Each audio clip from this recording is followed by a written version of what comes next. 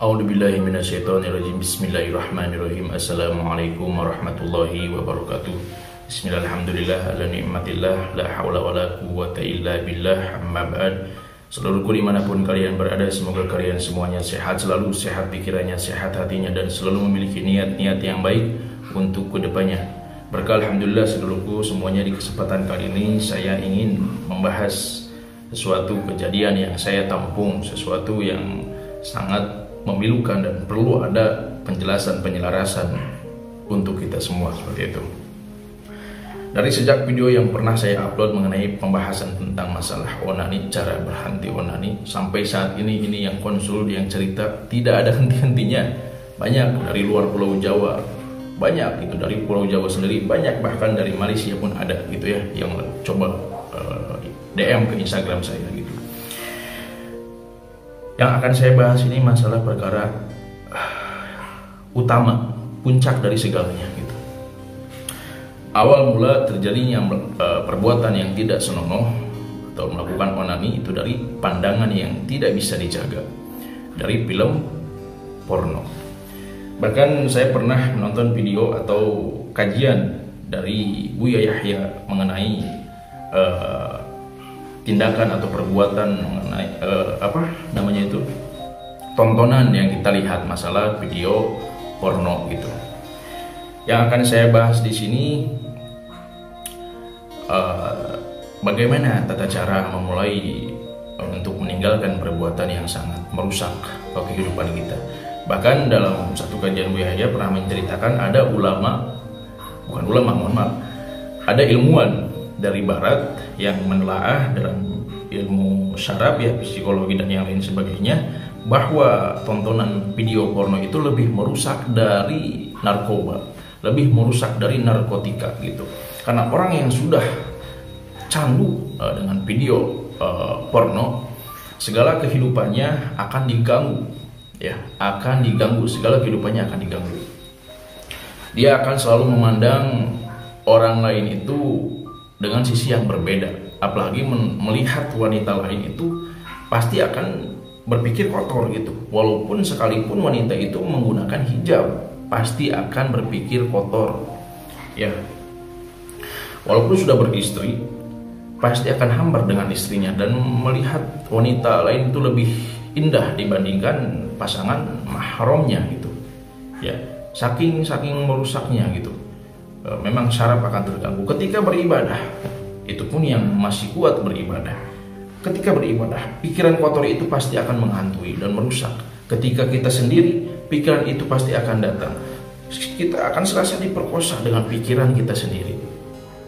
Semakin tersiksa, cemas, was-was, gelisah, rusaknya batin kita, rusaknya pikiran kita, saraf kita gitu.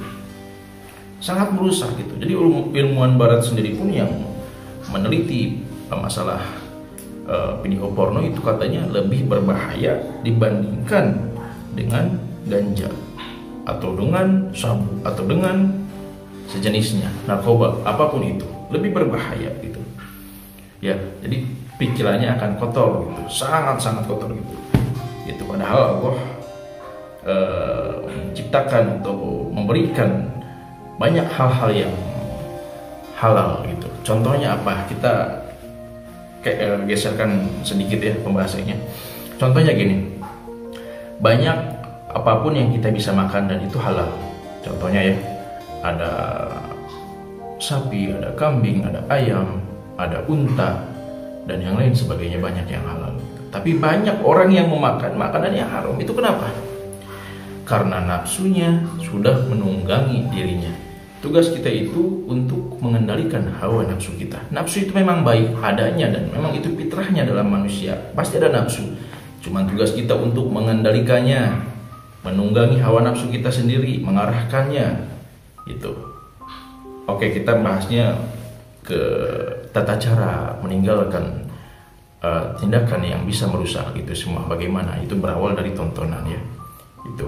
Saya akan membahas lebih panjang lagi mengenai bagaimana cara melepaskan pikiran-pikiran kotor kita ya, kebiasaan buruk kita, entah itu berlanjut ke onani, entah itu berlanjut ke menjual diri gitu, menjual diri, membeli diri orang gitulah, bahasanya agak diperhalus ini ya. Intinya ada wanita kita bayar gitulah pokoknya ya.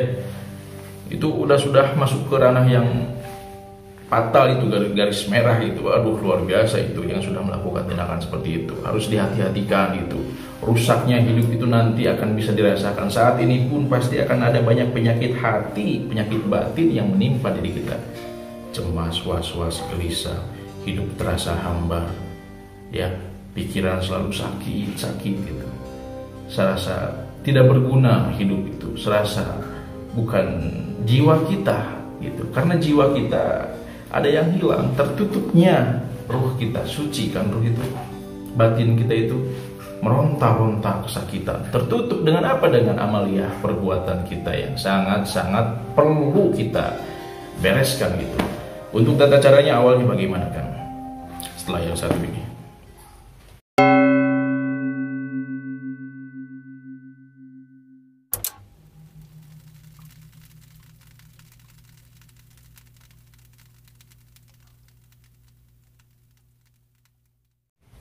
Baik seluruhku semuanya, berkah alhamdulillah.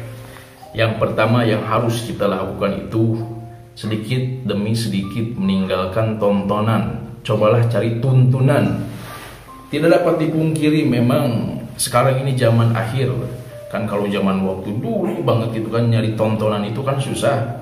HP pun susah, internet, YouTube segala macam kan belum ada gitu. Jadi masih mudah lah gitu meninggalkan hal-hal seperti itu, karena banyak gitu. Waktu dulu kan kajian-kajian anak-anak kecil, anak-anak muda melakukan ngaji bersama atau membaca kitab atau apapun, melakukan tindakan-tindakan yang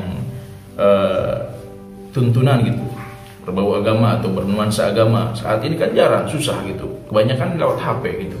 HP kan bermacam-macam isinya gitu, karena memang tidak dapat dipungkiri gitu.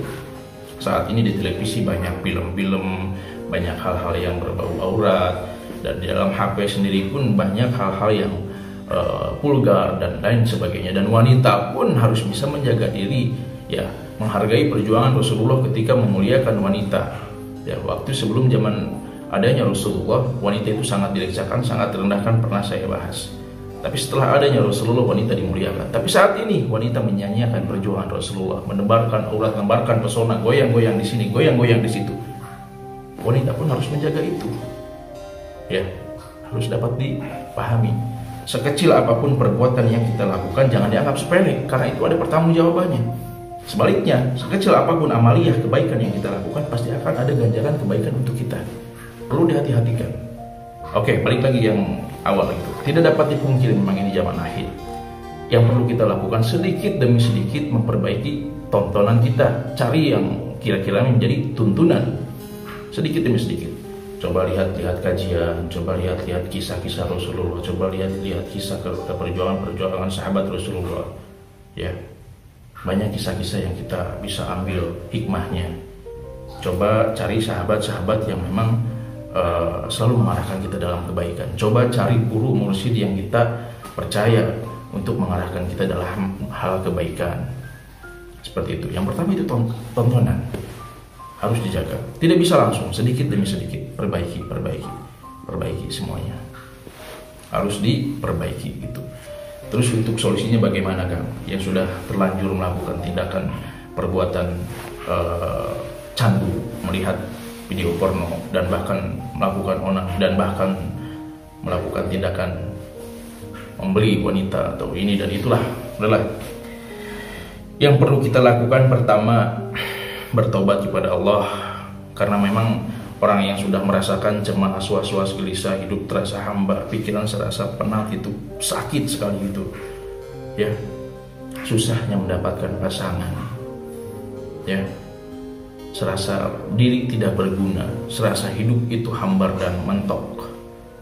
Itu rusaknya pikiran. Kita ini membahasnya ranah tindakan hobi atau candu dalam menonton video porno ya, karena ranahnya kan luas sebetulnya gitu. Tapi saya akan kerucutkan, saya akan fokuskan mengenai pembahasan orang yang candu akan melihat video porno dan melakukan tindakan-tindakan yang salah satu efek dari perbuatan itu sendiri. Karena memang awal kita melakukan amal, pasti awal kita melakukan sesuatu yang dilihat gitu. Jadi yang pertama cepat aja lah, harus dapat dipahami gitu. Jadi saya nggak persiapan atau apa, bahas-bahas aja gitu ya. Yang ada di kepala saya utarakan gitu. Jadi kalau ada kesalahan dalam penyampaian saya mohon maaf. Baik, lanjutlah. Jadi apakah yang harus kita lakukan, apa yang harus kita sadari gitu. Ya, yang tadi saya bahas pertama, tobat. Ya, tobat itu bagaimana, Kang? Tobat itu pertama mengakui kesalahan kita kepada Allah Subhanahu wa taala, memohon ampun kepada Allah, ya. Terus menyesal. Ya, menyesali perbuatan yang kita lakukan, minta sama Allah, mohon ampun sama Allah. Terus apa lagi, Kang? Tinggalkan, seperti yang saya bahas tadi di awal, tinggalkan perbuatan-perbuatan yang sekiranya bisa merusak kita. Tapi sudah terlanjur, Kang, saya selalu memikirkan tindakan atau perbuatan hal-hal yang kotor, pemikiran-pemikiran jadi kotor. Saat beribadah pun saya selalu memikirkan hal yang serupa. Ya nggak apa-apa. Yang penting kita jangan bosan-bosan, ya, jangan bosan-bosan untuk menjemput rahmat dari Allah Subhanahu wa taala. Ya. Allah itu maha pengampun dan Allah maha penyayang pada hamba-hambanya yang bertaubat. Allah mencintai pada hambanya yang mau bertaubat. Terus lakukan. Jangan bosan-bosan bertobat. Lakukan kesalahan tobat, lakukan kesalahan tobat, lakukan kesalahan tobat. Terus kadang-kala kan beda juga, ada dalam ranah yang mistis gitu ya, berbau jin. Itu bisa aja dari pertama keterpurukan batin kita, keterpurukan hati kita, keterpurukan pemikiran kita dalam suatu situasi yang sangat berbeda gitu. Ada gesekan energi kita tanpa dipungkiri, kita memang hidup berdampingan itu. Ini konteksnya sangat kecil sekali gitu. Tadi yang saya bahas itu mencakup umum. Yang pertama itu solusinya ya tobat itu.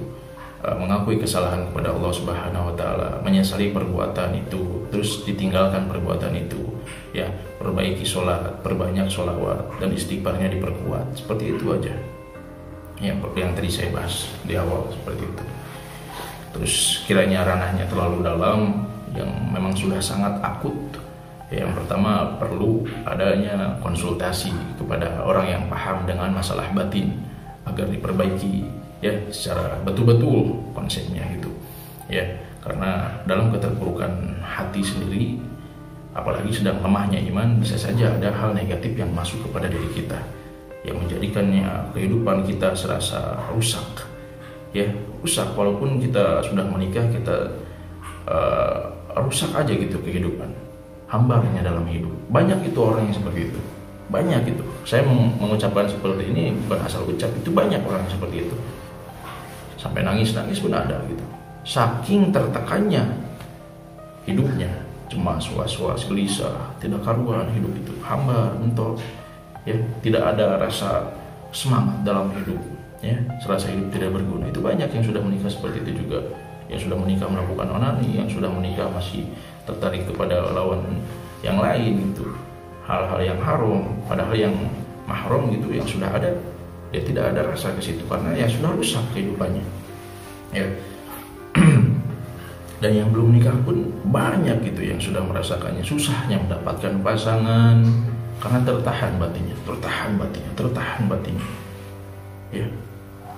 Tapi jika sekiranya ada hal-hal yang aneh gitu dalam batin kita, dalam hati kita, pokoknya bisa dirasakan oleh orang yang menjadi korban, orang yang tertempel atau dimasuki dengan sesuatu energi negatif kepada dirinya.